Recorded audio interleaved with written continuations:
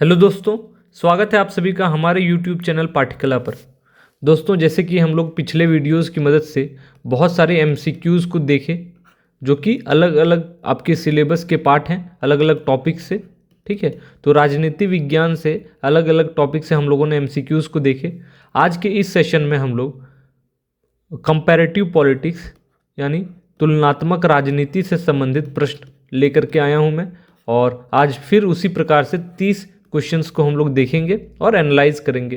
तो ये क्वेश्चंस काफ़ी ज़्यादा यूज़फुल होने वाले हैं आपके आने वाले एग्जाम्स में। बहुत सारे क्वेश्चंस आपको देखने को मिल सकते हैं जो कि एक्सपेक्टेड होंगे। ठीक है, तो आइए स्टार्ट करते हैं हम लोगों का आज का डिस्कशन।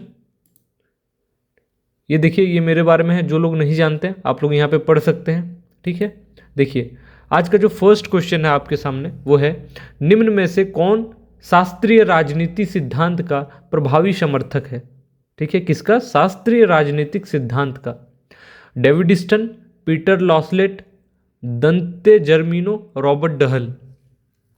ठीक है, तो ये प्रश्न है आपका, बताइए इसका जवाब क्या हो जाएगा। तो इस प्रश्न का सही जवाब हो जाएगा ऑप्शन नंबर सी, दंत जर्मिनो। ठीक है, दांते जर्मिनो। तो इनको माना जाता है कि ये शास्त्रीय राजनीतिक सिद्धांत के एक प्रमुख समर्थक हैं। ठीक है, और इनकी एक बहुत फेमस पुस्तक है, इसका नाम आप लोग लिख लीजिए, बियॉन्ड आइडियोलॉजी। ठीक है, बियॉन्ड आइडियोलॉजी, और उसके बाद होगा the revival of political theory.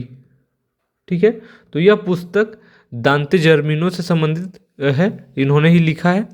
ठीक है, और इसमें वो राजनीतिक सिद्धांत के पतन के बारे में बात करते हैं। ठीक है, तो इसको याद रखिएगा। अगला क्वेश्चन देखते हैं हम लोग।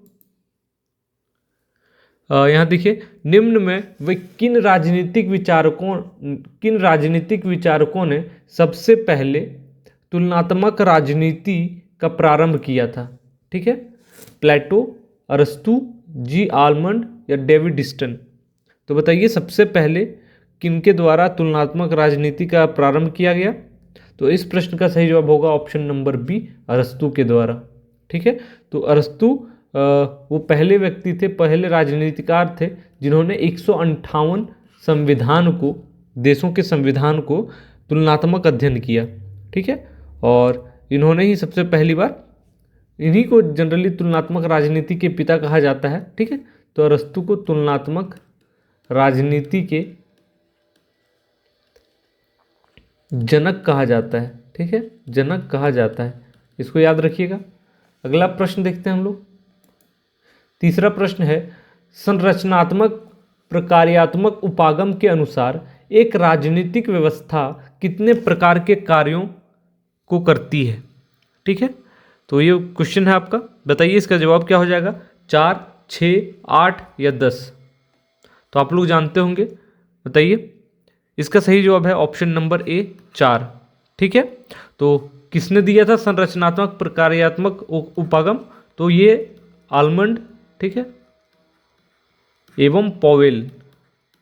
इनका नाम आपको पता है, पहले भी हम लोगों ने क्वेश्चंस देखे हैं इनसे संबंधित। तो इन्होंने जो उपागम दिया, ठीक है, उनमें उन्होंने बताया कि एक राजनीतिक व्यवस्था के 4 आगत होते हैं। ठीक है, 4 आगत कार्य होते हैं। कौन कौन से आपको लिखना है तो लिख लीजिए, मैं लिख देता हूं। पहला जो उन्होंने बताया वो बताया राजनीतिक समाजीकरण एवं भर्ती। ठीक है, दूसरा उन्होंने बताया हित अभिव्यक्तिकरण,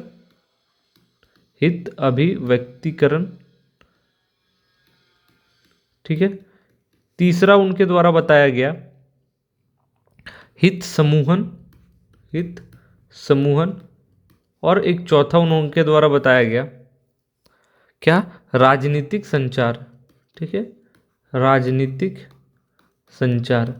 तो ये 4 प्रकार के कार्य राजनीतिक व्यवस्था में होते हैं, तो आप इनको नोट डाउन कर लीजिए। ठीक है, अगला प्रश्न की ओर बढ़ते हैं हम लोग। देखिए, द नर्व्स ऑफ गवर्नमेंट नामक ग्रंथ की रचना किसने की? ये बुक का नाम है द नर्व्स ऑफ गवर्नमेंट। तो बताइए किनके द्वारा इस बुक को लिखा गया? Weiner, Karl Deutsch, Karl Marx या रिचर्ड मैरिट? तो इस प्रश्न का सही जवाब क्या हो जाएगा? इस प्रश्न का सही जवाब हो जाएगा ऑप्शन नंबर बी। ठीक है, कार्ल डॉयच के द्वारा ये पुस्तक की रचना की गई। कब? 1963 में। ठीक है, पब्लिशिंग ईयर को भी याद रखने की कोशिश करें क्योंकि अक्सर मैच करने को पूछा जाता है। ठीक है, और यही है जो जिन्होंने संचार सिद्धांत की रचना की। ठीक है, तो संचार सिद्धांत से कौन संबंधित है? कार्ल ड्यूस्ट, और यही बुक में उन्होंने इसके बारे में बात किया। ठीक है, अगली प्रश्न की तरफ देखते हैं हम लोग। देखिए, आमंड और वर्बा द्वारा वर्गीकृत राजनीतिक संस्कृति में निम्नलिखित में से क्या सम्मिलित नहीं है? ठीक है, सम्मिलित नहीं है। संकुचित राजनीतिक संस्कृति, प्रजाभावी राजनीतिक संस्कृति, संविधानिक राजनीतिक संस्कृति या सहभागी राजनीतिक संस्कृति? तो बताइए इस प्रश्न का सही जवाब क्या हो जाएगा? तो इस प्रश्न का जो सही जवाब है वो हो जाएगा आपका ऑप्शन नंबर सी। संवैधानिक राजनीतिक संस्कृति के बारे में वो लोग बात नहीं करते हैं। ठीक है, तो वो आमंड और वर्बा ने राजनीतिक संस्कृति की जो बात की उसमें संकुचित, ठीक है, प्रजाभावी, सहभागी राजनीतिक संस्कृति, ये 3 आते हैं। ठीक है, और जैसे बात किया जाए संकुचित राजनीतिक संस्कृति की, तो ये कहाँ पे जनरली है? तो अफ्रीकन देश में। ठीक है, अफ्रीकन देशों में यह देखने को मिलता है। और प्रजाभावी राजनीतिक संस्कृति कहाँ देखने को मिलेगा? तो जो तत्कालीन साम्यवादी देश हैं। ठीक है, तत्कालीन साम्यवादी देश, ठीक है, वहाँ हमें देखने को मिलता है। और सहभागी राजनीतिक संस्कृति हमें यूरोप व अमेरिका के देशों में अमेरिका में देखने को मिलता है। ठीक है, तो याद रखिएगा कहाँ कहाँ पे किस प्रकार की राजनीतिक संस्कृति है। ठीक है, अगला प्रश्न देखते हैं। तुलनात्मक राजनीति के परंपरागत उपागम के अंतर्गत निम्नांकित में से किसकी उपेक्षा की गई है? ठीक है, यहाँ पे ये प्रश्न देखिए, ऑप्शन है सरकारों का अध्ययन, संस्थाओं का अध्ययन, संस्थाओं का तुलना या अनुभाविक अन्वेषण?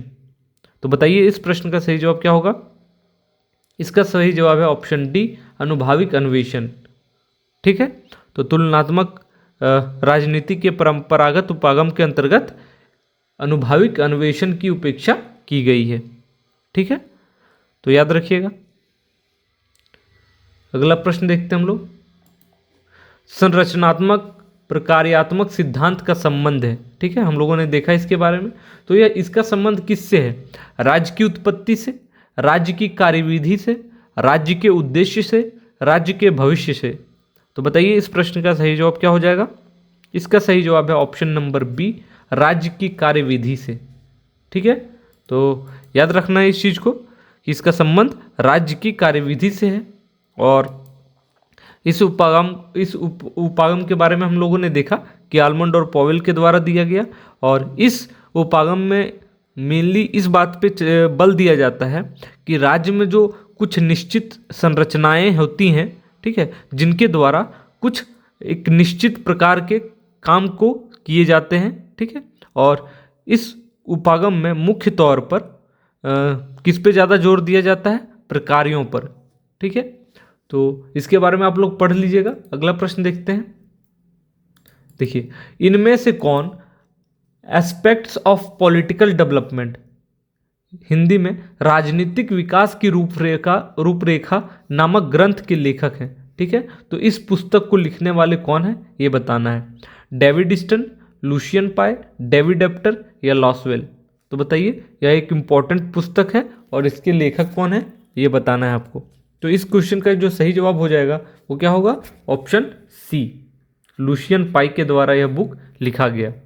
ठीक है, और यह बुक पब्लिश हुई थी 1966 में। ठीक है, तो इसको याद रखना है आप लोगों को। ठीक है, और लुशियन पाई को क्या कहा जाता है?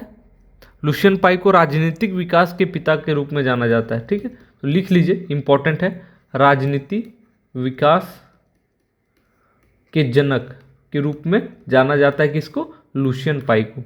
ठीक है, तो एडिशनल इन्फॉर्मेशन के साथ हम लोग हर एक क्वेश्चन को डिस्कस कर रहे हैं जो कि काफ़ी ज़्यादा यूजफुल होंगे। ठीक है, ये देखिए, निम्न में से कौन सी परंपरागत उपागम की विशेषता नहीं है? यहाँ पे नहीं है पूछा जा रहा है और आपके ऑप्शन है मानवीय अध्ययन, औपचारिक अध्ययन, अनुभववादी अध्ययन, अवैज्ञानिक अध्ययन। ठीक है, तो पॉज कीजिए और बताइए कि कौन सा इसमें नहीं है। तो इसका सही जवाब क्या हो जाएगा? इसका सही जवाब है ऑप्शन नंबर सी, अनुभववादी अध्ययन। ठीक है, तो याद रखना है परंपरागत उपागम की कौन कौन सी विशेषताएं हैं। एक तो मानवीय अध्ययन हो गया, ठीक है, उसके बाद हो गया औपचारिक अध्ययन हो गया, ठीक है, और अवैज्ञानिक अध्ययन हो गया। अनुभववादी अध्ययन नहीं है। ठीक है, ये इसकी विशेषता नहीं है, इसको याद रखना है।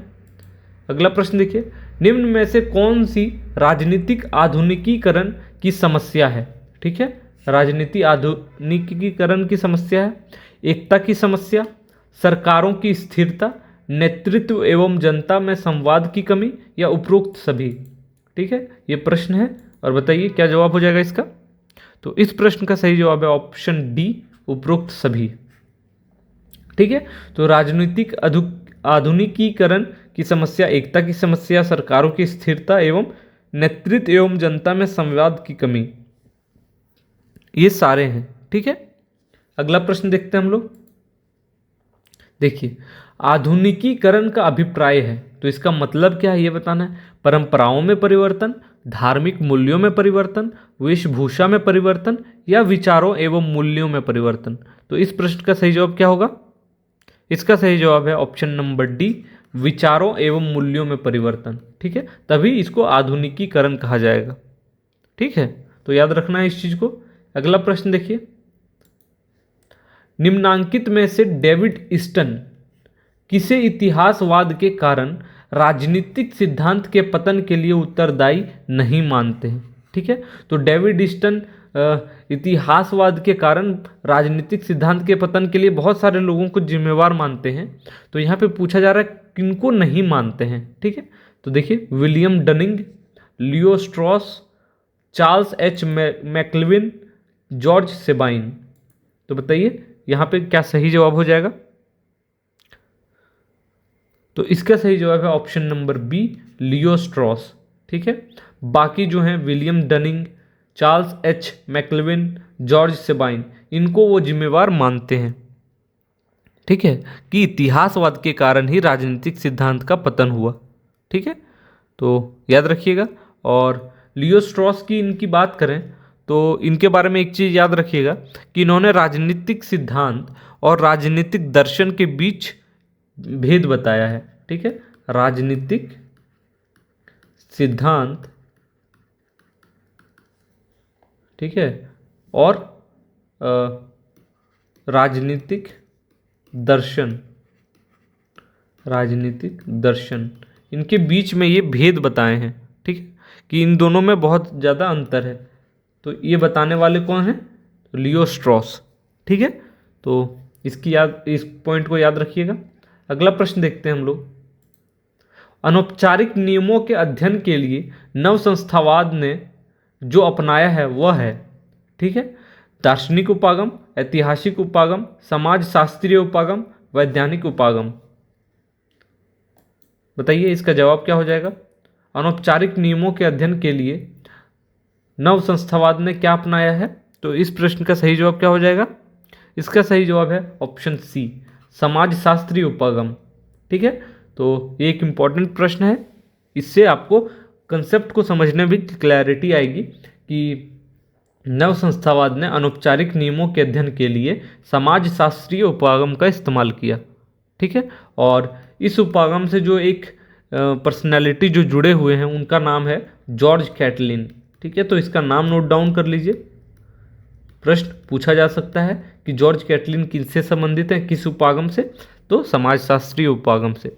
ठीक है, अगला प्रश्न देखते हैं। यहाँ पे देखिए, निम्नलिखित में से कौन सी संरचनात्मक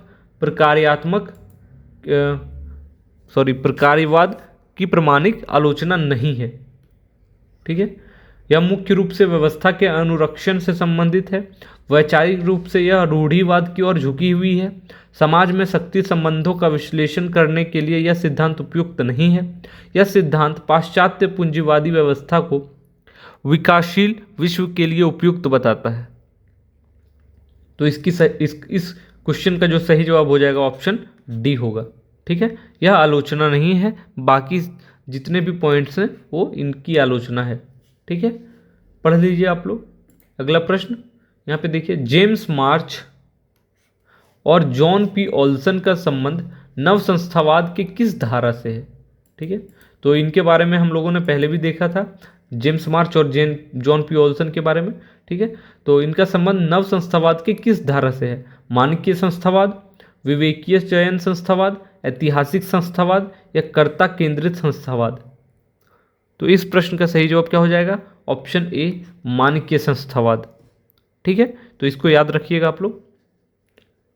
अगला प्रश्न है, एडवर्ड सिल्स द्वारा वर्णित राजनीतिक आधुनिकीकरण पर आधारित राजनीतिक व्यवस्था के किस रूप में एक विशेष विचारधारा के लिए प्रतिबद्धता सर्वाधिक महत्वपूर्ण होती है। ठीक है, तो एडवर्ड सिल्स ने बताया, तो इसका बताइए क्या सही जवाब हो जाएगा। राजनीतिक लोकतंत्र, संरक्षक लोकतंत्र, आधुनिकतावादी वर्गतंत्र या सर्वाधिकारवादी वर्गतंत्र। तो इस प्रश्न का सही जवाब है ऑप्शन नंबर डी, सर्वाधिकारवादी वर्गतंत्र। ठीक है, तो इस प्रश्न का सही जवाब याद रखिएगा। ठीक है, तो अगला प्रश्न की तरफ हम लोग बढ़ते हैं। ये देखिए यहाँ पे है, राजनीतिक विकास के जिस लक्षण को लुशियन पाइद समता कहता है उसे आमंड द्वारा क्या कहा जाता है। उपव्यवस्था की स्वायत्तता, सांस्कृतिक लोकीकरण, भूमिका विभिन्नीकरण या क्षमता। तो बताइए, जो लुशियन पाई राजनीतिक विकास के जो बहुत सारे लक्षण बताए हैं, जनरली 3, ठीक है, तो उनको वो क्या कहते हैं, जैसे मैं यहाँ पे लिख देता हूँ। तो लुशियन पाई ने राजनीतिक विकास के 3 लक्षण बताए हैं। कौन कौन से? एक तो वो बताते हैं क्षमता, ठीक है, इक्वालिटी जिसको बोलते हैं। दूसरा उन्होंने बताया है क्षमता, जिसको कैपेसिटी कहते हैं, और एक विभेदीकरण, डिफरेंशिएशन, विभेदीकरण। ठीक है, तो ये 3 लक्षण उनके द्वारा बताया गया है राजनीतिक विकास के। अब पूछा जा रहा है, जिसको समता कहा जाता है लुशियन पाई के द्वारा, आमंड उसे क्या कहता है ना, इसको क्या कहता है। तो इस क्वेश्चन का सही जवाब क्या हो जाएगा, ऑप्शन नंबर बी, सांस्कृतिक लौकिकीकरण। ठीक है, तो इसको याद रखना है, सांस्कृतिक लौकिकीकरण समता को कहा गया है। ठीक, तो याद रखिएगा। अगला प्रश्न की ओर बढ़ते हैं हम लोग। ठीक है, देखिए, किस विद्वान ने राजनीतिक विकास को सीमित आधुनिकीकरण एवं जन आधुनिकीकरण इन 2 चरणों में वर्गीकृत किया है। एक तो सीमित आधुनिकीकरण और जन आधुनिकीकरण में वर्गीकृत किया है। किनके द्वारा? ऑर्गेन्स्की, ठीक है, मिलोवांजिलास, आइजेस्टेड, सिडनी वर्बा। तो इस प्रश्न का सही जवाब क्या होगा? इस प्रश्न का सही जवाब हो जाएगा आपका ऑप्शन नंबर सी, आइजेस्टेड। ठीक है, तो याद रखिएगा, इन्हीं के द्वारा 2 प्रकार से राजनीतिक विकास को बांटा गया, एक सीमित आधुनिकीकरण और एक जन आधुनिकीकरण। ठीक है, तो देखते हैं, ये वाला क्वेश्चन हम लोगों ने देख लिया। अगला प्रश्न देखते हैं। यहाँ पे देखिए 2 कथन है, यहाँ पे बताना है क्या सही है। तुलनात्मक राजनीति उन संस्थाओं और प्रथाओं को बताती है जो हमसे बेहतर या खराब काम करती है। तुलनात्मक राजनीति ऐसे प्रश्न उठाती और उनका उत्तर देती है कि क्यों कुछ देश स्थिर और समृद्ध हैं जबकि अन्य नहीं हैं। तो बताइए इनमें क्या सही क्या गलत है। तो इस प्रश्न में दोनों कथन सही हैं। ठीक है, तो तुलनात्मक राजनीति से संबंधित दोनों ऑप्शन यहाँ पे सही हो जाते हैं। ठीक है, तो इसको याद रखिएगा। अगला प्रश्न, निम्नलिखित में से तुलनात्मक राजनीति के अध्ययन का कौन सा उपागम यह मानता है कि यहाँ पे देखिए कि विनिश्चय निर्माता अपने साध्य को प्राप्त करने के लिए साधनों का कुशल प्रयोग कर सकते हैं। ठीक है, खेल सिद्धांत, विवेकपूर्ण चयन सिद्धांत, संस्थावाद या नव संस्थावाद? तो इस प्रश्न का सही जवाब है ऑप्शन नंबर बी, विवेकपूर्ण चयन सिद्धांत। ठीक है, तो इनके द्वारा ही ये माना जाता है, इसको देख लीजिए आप लोग। अगला प्रश्न, कॉफमैन द्वारा परिभाषित सुशासन की निम्नलिखित में से कौन सी विशेषता नहीं है? ठीक है, कॉफमैन के द्वारा, ठीक है, इन्होंने सुशासन को परिभाषित किया, तो कौन सी विशेषता नहीं है? कानून का शासन और सरकार की कुशलता, पारदर्शिता और भ्रष्टाचार पर नियंत्रण, राजनीतिक स्थायित्व और हिंसा का नहीं होना, नियम, चुनाव और प्रत्याहार की व्यवस्था। तो बताइए इसका सही जवाब क्या होगा? तो इस प्रश्न का सही जवाब है ऑप्शन नंबर डी। ठीक है, नियम, चुनाव और प्रत्याहार की व्यवस्था। ठीक है, या एक कह सकते हैं कि कॉफमैन ने जो परिभाषित किया सुशासन, उसकी एक विशेषता नहीं है। ठीक है, अगला प्रश्न देखते हैं। देखिए, राजनीतिक विकास का तात्पर्य डैश किसके विकास से है?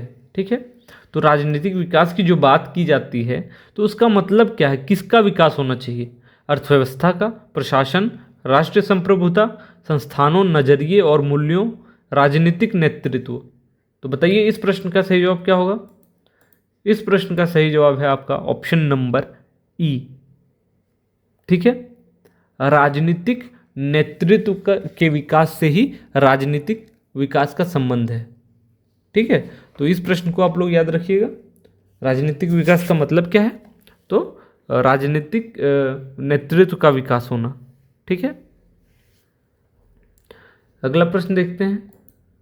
देखिए, निम्न में से कौन सा राजनीतिक सामाजिकीकरण का एक एजेंट या कारक नहीं है? ठीक है, परिवार, स्कूल, मास मीडिया, धर्म या प्राकृतिक विज्ञान। तो बताइए इसका सही जवाब क्या हो जाएगा? इसका सही जवाब है ऑप्शन नंबर ई, प्राकृतिक विज्ञान। ठीक है, यह एक एजेंट के रूप में काम नहीं करता है। देखिए, राजनीतिक सामाजिकरण का क्या अर्थ होता है? इसका मतलब क्या है? इसका मतलब है एक ऐसी प्रक्रिया जिसके द्वारा कोई भी इंसान, ठीक है, राजनीतिक संस्कृति को एक पीढ़ी से दूसरे पीढ़ी तक पहुंचाता है। ठीक है, और उसमें कौन कौन कारक होते हैं? परिवार होते हैं, स्कूल होते हैं, मास मीडिया होते हैं, राजनीतिक दल होते हैं। ठीक है, तो ये सब कारक होते हैं, लेकिन प्राकृतिक विज्ञान का कोई रोल नहीं है। ठीक है, अगला प्रश्न देखिए, दी पावर इलीट पुस्तक के लेखक हैं। तो यह पुस्तक किनके द्वारा लिखी गई? बहुत फेमस पुस्तक है, पहले भी शायद चर्चा हुई होगी। तो इस पुस्तक के लेखक कौन है? कार्ल मैनहीम, मैक्स वेबर, सी राइट मिल्स या मॉस्का। तो इसका सही जवाब है ऑप्शन सी, सी राइट मिल्स। इनके द्वारा ये पुस्तक लिखी गई। तो ये बहुत इंपॉर्टेंट है, इस पुस्तक को याद रखिएगा आप लोग। ठीक है, और यहाँ पे बहुत सारे लोग हैं, इनके बारे में भी कुछ बुक्स हम लोग देख लेते हैं। ठीक है, तो जैसे यहाँ पे आपको मॉस्का दिख रहे होंगे। ठीक है, इनकी एक फेमस बुक है the ruling class, the ruling class. Okay, Karl Mannheim. ठीक है, तो कार्ल मैनहीम की कौन सी बुक है? इसकी बुक है ideology and utopia, ideology and utopia. यह पुस्तक इनके द्वारा लिखी गई। तो यहाँ पे याद रखिएगा, मैक्स वेबर ब्यूरोक्रेसी से संबंधित है ना, और एक याद रखिएगा रॉबर्ट मिशेल्स करके भी इलीट थ्योरी से संबंधित है। ठीक है, रॉबर्ट मिशेल। ठीक है, और इनके द्वारा कौन सी पुस्तक लिखी गई? इनके द्वारा जो बुक लिखा गया उसका नाम है एक सेकंड, पॉलिटिकल इलाइट। ये नहीं होगा, पॉलिटिकल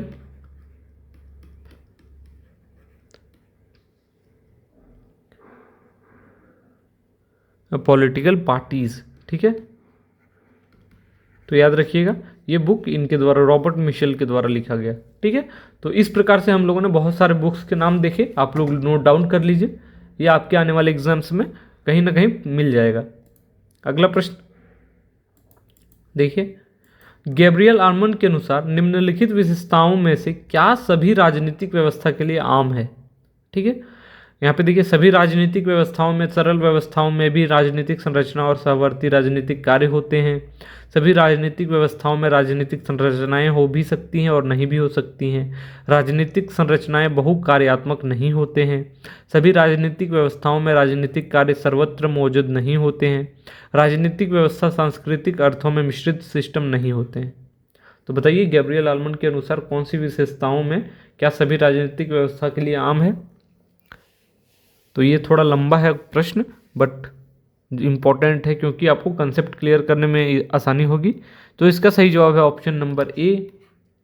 ठीक है, सभी राजनीतिक व्यवस्थाओं में, सरल व्यवस्थाओं में भी राजनीतिक संरचना और सहवर्ती राजनीतिक कार्य होते हैं। ठीक है, इसको याद रखिएगा। अगला प्रश्न देखते हैं हम लोग, यहाँ पे लुशियन पाई से संबंधित है।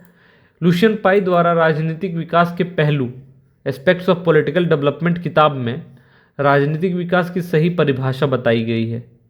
क्या बताई गई है? तो बताइए। यहाँ पे देखिए बहुत सारे ऑप्शंस है, तो इस प्रश्न का सही जवाब ऑप्शन नंबर बी होगा। राजनीतिक विकास आर्थिक विकास के राजनीतिक आधार को संदर्भित करता है। ठीक है, तो ये क्वेश्चन का जवाब है ऑप्शन नंबर बी। ये क्वेश्चन देखिए, ईस्टर्न और डेनिश के अनुसार निम्नलिखित में से कौन आरंभिक स्तर पर राजनीतिक समाजीकरण की एक प्रक्रिया में एक स्तर है? कुछ सत्तावादी शासनों को बढ़ावा देने के लिए, आर्थिक विकास को आधार देने के लिए, व्यवहार दृष्टिकोण का सूक्ष्म विश्लेषण और राजनीतिक समाजशास्त्र के बृहद विश्लेषण के बीच खाई पाटने के लिए, दमनकारी राजनीतिक शासनों के खिलाफ क्रांतिकारी प्रवृत्तियों को बढ़ावा देने के लिए, राष्ट्रीय विधायिका, न्यायपालिका और मतदान की व्यवहार की तरह अवैयक्तिक राजनीतिक संस्थाओं को मान्यता प्रदान कर लिए। तो बताइए इसका सही जवाब क्या हो जाएगा? तो जो उन्होंने बताया ईस्टर्न और डेनिश ने कि राजनीतिक समाजीकरण की प्रक्रिया में एक स्तर है, वो हो जाएगा ऑप्शन ई। ठीक है, राष्ट्रीय विधायिका, न्यायपालिका और मतदान के व्यवहार की तरह अवैयक्तिक राजनीतिक संस्थाओं को मान्यता प्रदान करने के लिए। ठीक है, याद रखना है इसको। अगला प्रश्न ये है, किसने राजनीतिक संचार के इलाके में प्रमुख विचारधारा मॉडल के सबसे प्रभावशाली संस्करण विकसित किया है? ठीक है, तो देखिए ये प्रश्न और बताइए क्या जवाब हो जाएगा। किनके द्वारा राजनीतिक संचार के इलाके में प्रमुख विचारधारा मॉडल के सबसे प्रभावशाली संस्करण के बारे में बताया गया? Gabriel Almond, Powell, Sidney Verba, Noam Chomsky and Herman, Karl Deutsch, David Easton. तो इसका सही जवाब क्या हो जाएगा? Option number C, Noam Chomsky और एंड हरमन के द्वारा। ठीक है, तो याद रखिएगा इसको। और कहा जाता है जैसे राजनीतिक संचार उत्पादन, पारेषण और विनिमय की प्रक्रिया है। ठीक है, अगला प्रश्न देखते हैं। यह किसका कथन है कि राजनीतिक संस्कृति तथा शासन के स्थायित्व के बीच कोई सीधा संबंध नहीं है? ठीक है, लिजफर्ड, वॉलिन, कवांग, ब्लोंडेल। तो किनका यह कथन है बताइए। इस प्रश्न का सही जवाब हो जाएगा ऑप्शन नंबर ए, लिजफर्ड। ठीक है, तो इनके द्वारा यह कहा गया कि राजनीतिक संस्कृति एवं शासन के स्थायित्व के बीच कोई सीधा संबंध नहीं है। ठीक है, नहीं है, तो लिजफर्ड। ठीक है, और इसके द्वारा एक जो बुक लिखा गया उसका नाम क्या है, लिख लीजिए आप लोग, डेमोक्रेसी इन प्लूरल सोसाइटीज़।